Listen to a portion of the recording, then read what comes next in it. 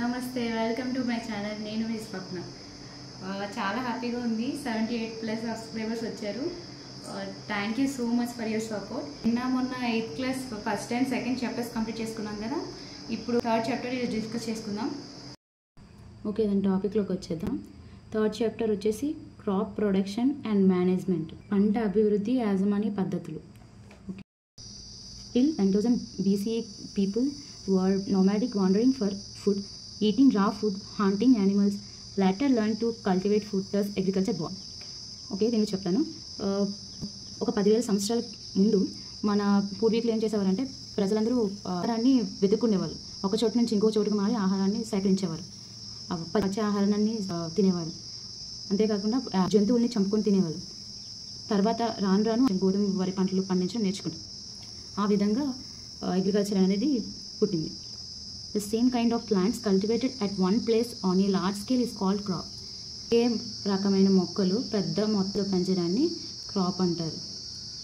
Cereal crops, vegetable crops and fruits.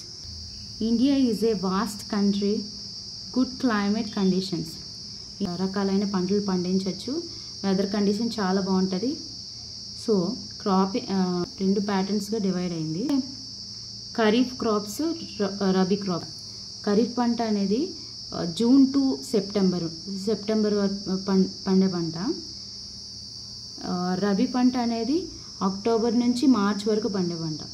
ఈ ఖరీఫ్ పంట అంటే paddy, maize, soybeans, groundnuts and cotton. పత్తి, వరి, గోధుమ, జొన్న, మొక్కజొన్న, పత్తి ఇలాంటివన్నీ ఖరీఫ్ పంటలు.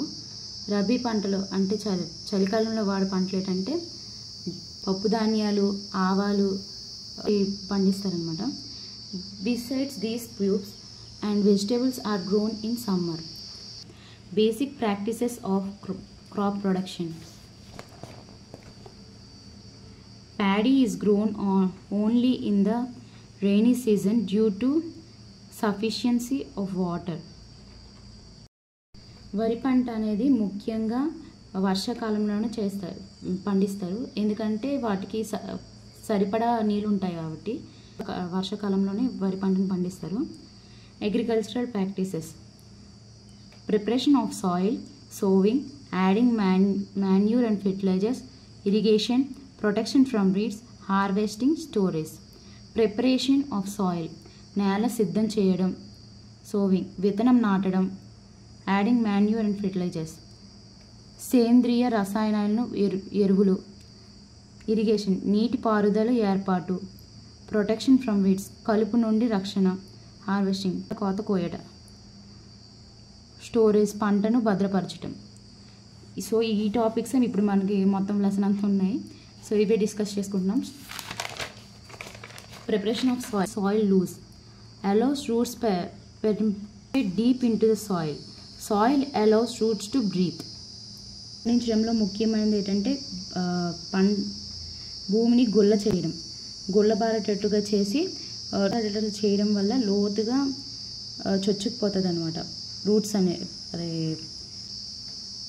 చుక్కుపోయేలాగా చేసి పంట మంచిగా పండుతుంది అనమాట. దానివల్ల by loosing soil helps to grow earthworms and microbes which are friends of farmers. ఇది అంటే పంటని గుల్లబారేలా చేయడం వల్ల ఈ ఎర్త్వర్మ్స్ అనేవి ఇంకా కొన్ని మైక్రోబ్స్ అనేవి ఫార్మర్స్కి అనేవి చాలా ఫ్రెండ్లీ టు ఫార్మర్స్ వల్ల పంట అనేది చాలా బాగా పండుతుంది. Due to dead plants and animals decomposing by soil organisms, dead organisms released into soil and forms. భూమిపైన చనిపోయే మొక్కలు, జంతువుల వల్ల డికంపోజిషన్ అనేది జరుగుతుంది. అది భూమిలోకి వెళ్ళి దానివల్ల మంచి న్యూట్రియంట్స్ అనేవి రిలీజ్ అవుతాయి. అది ప్లాంట్స్కి చాలా ముఖ్యం అన్నమాట. దానివల్ల పంటలు బాగా పండుతాయి. Only few centimetres of top layer of soil supports plants growthing, loosening soil to nutrients rich in plants use these nutrients. అంటే ఇప్పుడు కానీ పంట పడడానికి కొంతవరకు సాయిల్ మాత్రమే సపోర్ట్ చేస్తుందంట. Loosening soil rich in these nutrients. దీనివల్ల ఈ డికంపోజిషన్ వల్ల న్యూట్రియంట్స్ అనేవి చాలా ఎక్కువగా ఉంటాయి. దానివల్ల పంట బాగా పండుతుంది, మంచి ఎగుదల వస్తుంది. The process of loosening and turning of the soil is called tilling or ploughing. నేల వదులుగా చేసే విధానాన్ని చాలు తీయడం లేదా దున్నడం అంటారు. నేలను వదులుగా చేసే విధానాన్ని చాలు లేదా దున్నడం and water may be needed before ploughing. దున్నే ముందు నీళ్ళు అనేది అవసరం ఉంటుంది. ఇప్పుడు field may have big clumps of soil called crumbs. The ploughed field may have big clumps of soil called crumbs. దున్నిన పొలంలో మట్టి బెడ్డలు అనేవి ఉంటాయి, తగులుతుంటాయి. క్లియర్ చేసేయాలి. Agriculture implements. ఈ మట్టి బెడ్డలు అనేవి క్లియర్ చేయడానికి ఏం చేస్తామంటే, అదే విత్తనాలు నాటే ముందు ఆ మట్టి బెడ్డలు ఉన్నాయి కదా, వాటిని రకరకాలైన ట్రలతో వాటిని భూమిలో కలిపేస్తారు. ప్లఫ్, హో అండ్ కల్టివేటర్. నాగలితో లేకపోతే గడ్డపారతో, యంత్రంతో, ఈ మూడిటితో వాటిని ఆ మట్టి బెడ్డలు లాంటి వాటిని భూమిలోని వేస్తారు. దాని తర్వాత విత్తనాలు వేస్తారు. Plough use since ancient times for tilling the soil, adding fertilizers to the crops. Plough అంటే దున్నడం. యూజ్డ్ సిన్స్ కాలం నుంచి వచ్చే విధానం అనమాట. దున్నడంలో ఏంటంటే కొద్దిగా యాడ్ చేసి కలుపు మొక్కలను తీసేసి భూమిని సారవంతంగా చేయడం అనమాట. Made of wood drawn by pair of bulls or horses or. ఎందుకంటే మన అందరికీ తెలుసు కదా, ఈ ఎడ్లు అనేవి ఉంటాయి ముందుకి ఎక్కడానికి ఒక ఇదనేసి పార లాంటిది ఉంటుంది అనమాట. వాటి ద్వారా పొలం దున్నుతారు.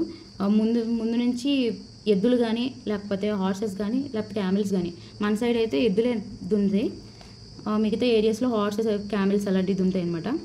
Strong triangular iron strip called plough share. అదే దున్నే దాన్ని ప్లఫ్ షేర్ అంటారు. Main part long plough hat. ఒక దున్నేది ఉంటుంది కదా, ఇంకొకటి హ్యాండిల్ ఉంటుంది, అది పట్టుకో భుజం మీద వేసుకొని ఆ నాగలతో దున్నుతుంటాడు అనమాట. ముందు నుంచి ఎడ్లు అవి ముందుకెళ్తుంటే అలా దున్నుతుంటారు అనమాట. హోయ్ అంటే నాగలి. ఇది కలుపు మొక్కల్ని తీయడానికి ఈ నాగల్ని ఉపయోగించేవారు పూర్వకాలం నుంచి. ఇది కలుపు మొక్కల్ని తీసేసి సారవంతంగా మారుస్తుంది అనమాట. నాగలి అంటే అందరికి ప్రత్యేకంగా తెలిసి దీనివల్ల ఏమొచ్చి కల్టివేట్ చేసినప్పుడు టైము సేవ్ అవుతుంది. ఇంకా సోవింగ్, విత్తనం నాటడం important part of crop production. విత్తనం నాటడం అనేది చాలా ముఖ్యమైన భాగం. విత్తనాన్ని నాటే ముందు నాణ్యమైన, శుభ్రమైన, ఆరోగ్యకరమైన, మంచి రకానికి చెందిన విత్తనాన్ని ఎన్నుకోవాలి అనేది ముఖ్యమైనది కదా. సో మంచి విత్తనాలను ఎంచుకొని నాటాలి. విత్తనాలు చల్లు గొర్రు అంటారు సీడ్ డ్రిల్ని. సౌ seeds by tractor in equal depth. ఇదేంటంటే విత్తనాలని ఈ ట్రాక్టర్ అనేది, ఆ ట్రాక్టర్ వెళ్తూ ఒక సమానతర విత్తనాలను జల్లుతుంది అనమాట. దీని ద్వారా విత్తనాలు మట్టిలో కప్పబడతాయి. విత్తనాలు ఈ మట్టి అనేది కప్పడం వల్ల కొన్ని పక్షులు అనేవి తినకుండా ఉంటాయి. అంతేకాకుండా విత్తనం జల్లే గొర్రు ద్వారా విత్తనాలను నాటడం వల్ల శ్రమ తగ్గుతుంది, కాలం కూడా ఆదా అవుతుంది. మొక్కలు ఒకే చోట గుంపుగా మొలకెత్తాయంటే అప్పుడు మనం విత్తనాల మధ్య సరైన దూరం ఉండేలా చూసుకోవాలి. అంతేకాకుండా సూర్యరశ్మి పోషకాలు మరియు నీటి నేల నుండి గ్రహించి దోహదపడతాయి. The substances which are added to the soil in the form of nutrients for healthy growth of plants are called manure and fertilizers.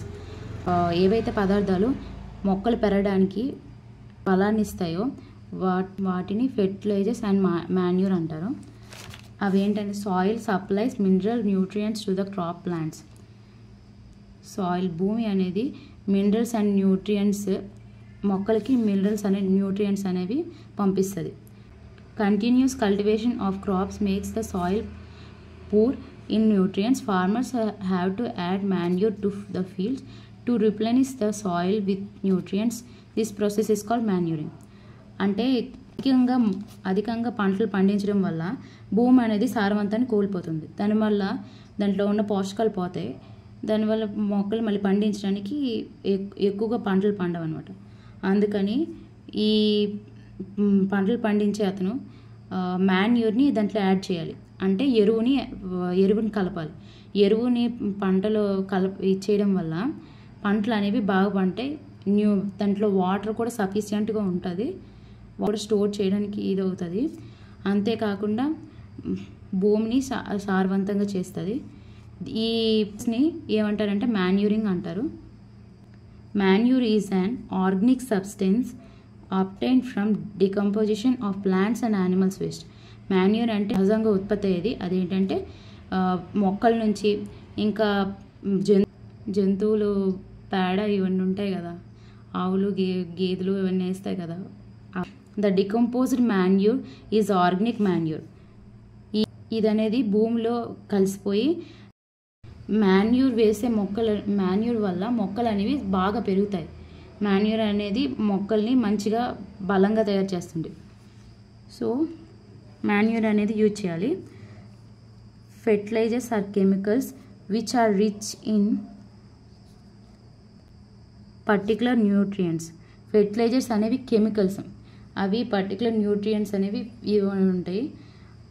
Fertilisers are produced in factories. ఈ ఫెర్టిలైజర్స్ అనేవి ఫ్యాక్టరీస్లో ప్రొడ్యూస్ అవుతాయి. ఇవి ఏంటంటే example urea, ammonia sulphate, phosphate, potash, NPK, nitrogen, phosphorus, potassium. ఇవన్నీ fertilizers అనమాట. Using fertilizers farmers are helped in field crops like wheat, paddy, maize. ధాన్యం, వరి ఇలాంటివి పండించడానికి ఇవి బాగా ఫెర్టిలైజర్స్ అనేవి బాగా ఉపయోగపడతాయి. Use of fertilizers make soil less fertile. Fertilizers అనేవి ఎక్కువ యూజ్ చేయడం వల్ల సాయిల్ అనేది సారవంతాన్ని కోల్పోతుంది. ఈ fertilisers are source of water pollution. ఈ ఫెర్టిలైజర్స్ అనేవి ఒక సోర్స్ ఆఫ్ కాలుష్యం కూడా జరుగుతుంది నీటిలోని. To maintain fertility in soil we have to sustain fertile with organic manure. ఈ వల్ల భూమి అనేది సారవంతాన్ని కోల్పోయి కాలుష్యం అనేది ఏర్పడుతుంది. దీనివల్ల మనం దీని నుంచి అధిగమించడానికి మనం ఆ భూమిని కొన్ని రోజుల పాటు ఉపయోగించకపోవడం కానీ ఎప్పటిలాగా పంట పండించుకోవడానికి వీలవుతుంది. The use of manure improve soil texture as well as it water retaining capacity. ఈ మాన్యూర్ అనేది యూజ్ చేయడం వల్ల భూమి అనేది సారవంతంగా అయ్యి వాటర్ కెపాసిటీ కూడా మంచిగా ఉంటుంది. దీనివల్ల సాయిల్ కూడా మంచి పోషకాలతో నిండి ఉంటుంది. దానివల్ల పంట బాగా పండుతుంది. పంట మార్చడం ద్వారా నేలలో పోషకాలు పూరించడం మరొక మార్గం. క్రాప్ రొటేషన్ అంటారు. Alternative growing of different crops. వేరువేరుగా పంటలు వేయడం ద్వారా కూడా ఈ ఫెర్టిలైజేషన్ని సారవంతాన్ని పెంచవచ్చు. Northern India used to grow legumes as fold in one season and wheat in the next season. ఇది దీనికి ఎగ్జాంపుల్ అనమాట ఆల్టర్నేటివ్ గ్రోయింగ్కి. అంటే వేరువేరుగా పండించడం. అంటే ఇదేంటంటే నార్త్ ఇండియాలో చూస్తాం మనం. నార్త్ ఇండియాలో ఇలానే పండిస్తారు. ఏంటంటే ఒక సీజన్లో వీట్ పండించడం, ఇంకో సీజన్లో వీట్ పండించడం, ఇలా చేస్తారనమాట. ఇది చాలా వర్కౌట్ అయిన పద్ధతి అంట. Replacement of soil and nitrogen. దీనివల్ల రైబోజియం బ్యాక్టీరియా, నేను చెప్పుకున్నాం కదా రైబోజియం బ్యాక్టీరియా గురించి. Present in the nodules of roots of leguminous plants. ఇవి భూమి కిందలో ఉంటాయి. ఈ రూట్స్ అనే అట్మాస్ఫియరిక్ నైట్రోజన్ని ఫిక్స్ చేస్తాయి అన్నమాట. Difference between and manure. Fertilizers and manure మధ్య వ్యత్యాసం. Man made inorganic salt. ఈ ఫెర్టిలైజర్స్ అనేవి ద్వారా తయారు చేసినవి. ఇది న్యాచురల్గా ఉత్పత్తి అయ్యేది మాన్యూర్ అనేది. Fertilizers is prepared in factories. Fertilizers అనేవి ఫ్యాక్టరీస్లో, ఫీల్డ్స్లో మాన్యూర్ అనేది ఈ భూమి యొక్క సారవంతాన్ని తగ్గిస్తుంది. ఇది భూమి యొక్క సారవంతాన్ని పెంచుతుంది. Very rich in plant nutrients like nitrogen, phosphorus. ఇది మాన్యూర్ అనేది relatively less rich in plants nutrients. ఇది రిచ్ న్యూట్రియంట్స్ అనేవి ఎక్కువగా ఉంటాయి, నైట్రోజన్, ఫాస్ఫరస్ అనేవి. ఇందులోనేమొచ్చి ప్లాంట్ న్యూట్రియంట్స్ అనేవి ఉంటాయి. అడ్వాంటేజెస్ ఆఫ్ మాన్యూర్ వల్ల వచ్చిన ప్రయోజనాలు. Enhances water holding capacity.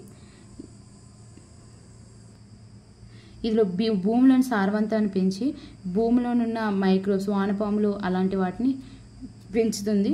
అంతేకాక భూమిలో ఉండే నైట్రోజన్ గ్యాసులు లాంటివి సాయిల్ పోర్స్ నుంచి అవి వెళ్ళి అవి మంచిగా ఇది అవ్వడానికి నీరు అనేది మంచి స్థాయిలో నిలబడుతుంది. Irrigation. Water is important for proper growth and development. Water observe by plant roots. Minerals and fertilizers are observed. Plants contain nearly 90% water. Water is essential because germination of seeds does not take place under dry condition. Water అనేది ఇరిగేషన్లో చాలా అవసరం. మొక్కలు సరైన మోతాదులో పెరగడానికి ఇది ఉపయోగపడుతుంది. ఆ వాటర్ అనేది రూట్స్ ద్వారా అబ్జర్వ్ అయ్యి ప్లాంట్స్కి వెళ్తుంది. Minerals and fertilizers are also absorb. ఇప్పుడు భూమిలో ఉండే మినరల్స్ అన్నీ వాటర్ ద్వారా అవన్నీ మొక్కలకు చేరుతాయి అన్నమాట పై వరకు. ప్లాంట్స్ 90% వాటర్ అనేది వీటిలో ఈ ప్లాంట్స్లో ఉంటుంది. మొక్కలు మొలుస్తున్నప్పుడు నీళ్ళు అనేది చాలా అవసరం అనమాట. సఫిషియెంట్గా లేకపోతే ఆ మొక్క అనేది పెరగదు అనమాట, ఎండిపోతుంది. న్యూట్రియన్స్ అనేవి వాటర్లో డిజాల్వ్ అయిపోయి అవి మొక్కల అన్నిటికీ సరఫరా అవుతుంది, ప్లాంట్స్ అన్నిటికీ. Water also protects from both frost and hot air currents. The supply of water to crops at regular intervals is called irrigation. నీటి సరఫరాని ఇరిగేషన్ అంటారు. The time and frequency of irrigation varies from crop to crop. ఈ frequency of irrigation అనేది crop to క్రాప్కి, soil to సాయిల్కి, season to సీజన్కి డిఫరెంట్గా ఉంటుంది. In summer the frequency of watering is higher. సమ్మర్లో ఎక్కువ ఉన్నది. Sources of irrigation. Wells, tube wells, ponds, lakes, rivers, dams and canals. Wells, tube wells, lakes, dams and canals. Traditional methods of irrigation. Water available in wells, lakes and canals. Water is lifted up and kept into the fields. Water మెథడ్స్లో ఏంటంటే wells, lakes ఉంటాయి కదా, వాటి నుంచి వాటర్ని పొలాలకి అందిస్తారనమాట. Cattles or human labours are used in these methods, cheaper and less sufficient. జంతువులు ఇంకా మనుషులు అనేవారు లేబర్స్గా ఉంటారు దీంట్లో. Cheaper and less efficient. Some traditional ways. ఇంకా వేస్ ఏంటంటే pulley system, chain pump, dhekli, rahat, lever system. Pumps are commonly used for lifting water. Chain pumps, Deckley, Rohat, lever system. Pumps are commonly used for lifting water. Diesel, biogas, electricity and solar energy is used to run these pumps. Pumps are commonly used for lifting water. Diesel, biogas, electricity and solar energy is used to run these pumps. Pumps ద్వారా ఎలక్ట్రిసిటీని, వాటర్ని, డీజిల్ని, ఇంకా solar ఎనర్జీని వీటన్నిటిని lift చేయొచ్చు. Modern methods of irrigation helps to use water economically. ఏంటంటే sprinkle system. ఈ sprinkle సిస్టంలో ఏంటంటే this is useful for the land where water is insufficient. Perpendicular pipes అనేది అన్ని పొలాలన్నిటికి సప్లై అవుతుంది. స్ప్రింకిల్స్ లాగా వాటర్ అనేది ఇది స్ప్రెడ్ అవుతుంది. దీనివల్ల పొలాలకు కూడా నీళ్ళు అనేది మంచి సరఫరా ఉంటుంది. Drip system. The water falls directly near the root drop by drop. It is called drip. The water falls directly near the root, drop by drop. It is called drip system.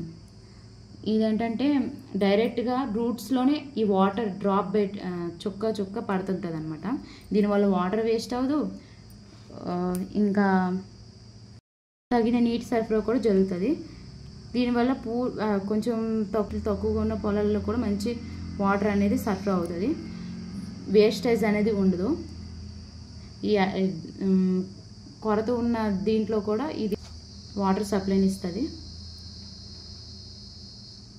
ఈ drip system అనేది కొరత ఉన్న ప్రాంతాల్లో ఒక వరం లాంటిది. Protection from weeds unwanted plants in the fields called weeds. కలుపు మొక్కలు అంటారు కదా, వాటిని వీడ్స్ అంటారు. అంటే ఈ పంటలలోని అనవసరమైన మొక్కలు ఉంటాయి కదా, దాన్ని వీడ్స్ అంటారు. The removal of weeds is called, కలుపు మొక్కలు తీయడాన్ని వీడింగ్ అంటారు. Effects the growth of plant. పంట పండక ముందే ఈ కలుపు మొక్కలు అనేవి ఇంకా కలుపు మొక్కలు తీయడానికి మంచి టైం ఏదంటే కలుపు మొక్కలకి సీడ్స్ ఫ్లవర్స్ వచ్చే ముందు, విత్తనాలు ఇంకా పువ్వులు వచ్చే ముందు తీసడం వల్ల అవి త్వరగా వచ్చేస్తాయి అన్నమాట. Removal of weeds. A seed drill is also used to uproot weeds. Seed drill అంటే కలుపు మొక్కల్ని తీసేయడానికి పనికొస్తుంది. సీడ్ డ్రిల్ అనే మిషన్ని కలుపు మొక్కలు తీయడానికి ఉపయోగిస్తారు. వీడ్స్ అదే కలుపు మొక్కల్ని కంట్రోల్ చేయడానికి వీడిసైడ్స్ అనే ఒక మందుని కూడా, వీడిసైడ్స్ అనే మందు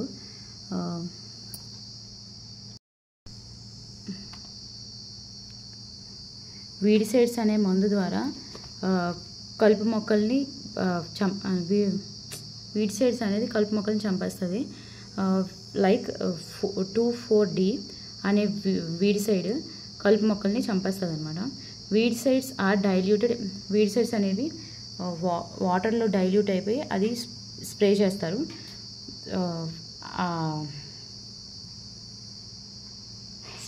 వీడిసైడ్ స్ప్రే చేసేటప్పుడు ఫార్మర్స్ అనేవారు మొహానికి మాస్క్ కట్టుకోవాలి, ముక్కు నోరు కవర్ చేసుకోవాలి, లేదంటే చాలా ప్రమాదం, దానివల్ల ఎఫెక్ట్ అవుతారు ఫార్మర్స్ అనేవారు. వీడిసైడ్ స్ప్రే చేయడం వల్ల పంట మొక్కలకి ఏం అవ్వదు, కానీ వీడిసైడ్స్ మాత్రం చచ్చిపోతాయి. Harvesting. The cutting of crops after it is mature is called harvesting. పంట పెరిగిన తర్వాత మొక్కల్ని కట్ చేయడాన్ని హార్వెస్టింగ్ అంటారు. Crops are pulled out. Crops అనేవి తీయబడి అది కట్ చేయబడతాయి. 3 to 4 months అనేవి ఒక సీరియల్ క్రాప్ మెచ్యూర్ అవ్వడానికి 3 to 4 months పడుతుంది. Harvest in our country done by sickles. Harvest in our countries are done by sickles or harvesting machines. అంటే ఈ పంటను కోయడానికి సికిల్స్, కొడవలు కానీ లేదా హార్వెస్టింగ్ మెషిన్స్, ఈ ట్రాక్టర్స్ అలాంటివి ఉపయోగిస్తారు. The grain seeds need to separated from the chaff call threshing. Combine machine అనే హార్వెస్టర్, కంబైన్ అనే వెహికల్ ఉంటుంది. ఆ మెషిన్ ఈ హార్వెస్టింగ్ అనేది జరుగుతుంది. ఈ పంట మొక్కల్ని కట్ చేస్తారనమాట. వినోవింగ్ ద్వారా ఇది ధాన్యాన్ని సపరేట్ చేస్తారు. Special festivals associated with harvesting season are Pongal, Baisakhi, Holi, Diwali, Nabanya. Important task. Storage of produce అనేది చాలా ఇంపార్టెంట్ టాస్క్ అనమాట. ఇప్పుడు ధాన్యం వస్తాయి కదా, ధాన్యాన్ని స్టోర్ చేసుకోవడం అనేది చాలా ఇంపార్టెంట్ ప్రాసెస్. ఎందుకంటే ధాన్యంలో చాలా మాయిశ్చరైజ్ ఉంటుంది అనమాట. అది ఎండలో ఎండబెట్టింది బాగా ఎండిన తర్వాత వాటిని స్టోర్ చేస్తారు. దానివల్ల ఇన్సెక్ట్స్ కానీ ఎటువంటి పురుగులు రావు దాని దగ్గరికి. పంట వాడుకోము, ఎందుకంటే పాడైపోతుంది త్వరగా. స్టోర్ చేసి మనం ధాన్యాన్ని తీసుకుంటాం. అది stored in jute bags. Grains అనేవి జూట్ బ్యాగ్లో ఇంకా మెటలిక్ బ్యాగ్లో స్టోర్ చేసి ఉంటాయి. ఇంకా large scales of storages of grains is done in silos and garneries to protect them from pests and like rats and insects. Dried neem leaves are used to grain storing. Large quantities of grains required to protect from pests and microorganisms. ఏంటంటే large scales of grains ఉండేటప్పుడు ఈ protect చేయడానికి pests and micro organisms అనేవి వాడాలి. And వీటిని గోడౌన్స్లో వీటిలో గట్ట పెడుతుంటారు. ఇవి జూట్ బ్యాగ్స్లో మెటలిక్ బ్యాగ్స్లో పెడతారు. డ్రై నీమ్ లీవ్స్ వల్ల ఈ ఎటువంటి కీడ పురుగులు అనేవి వీటికి పట్టవు, గ్రెయిన్స్కి, ధాన్యానికి. ఫుడ్ ఫ్రమ్ యానిమల్స్ నుంచి వచ్చే ఫుడ్ అనమాట. దీని గురించి జస్ట్ టచ్ చేశారు. సో మనం చెప్పుకుందాం. యానిమల్స్ నుంచి ఫుడ్, మిల్క్, కౌ నుంచి మిల్క్ వస్తుంది, గోడ్ నుంచి మిల్క్ వస్తుంది. Animals grown in large scale are called animal husbandry. Large స్కేల్లో యానిమల్స్ని ఫామ్ చేస్తే దానికి యానిమల్స్ హస్బెండరీ అంటారు. We get cod liver oil from fish which is rich in vitamin D. We get cod liver oil from fish which is rich in vitamin D.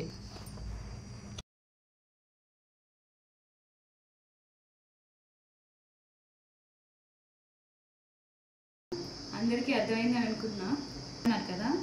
తెలుగులో try చేశాను, మీకు అర్థమైంది అనుకుంటున్నాను. ఓకే, then రేపు 4th చాప్టర్తో మళ్ళీ కలుద్దాం. Okay, like, share, subscribe. Okay, bye.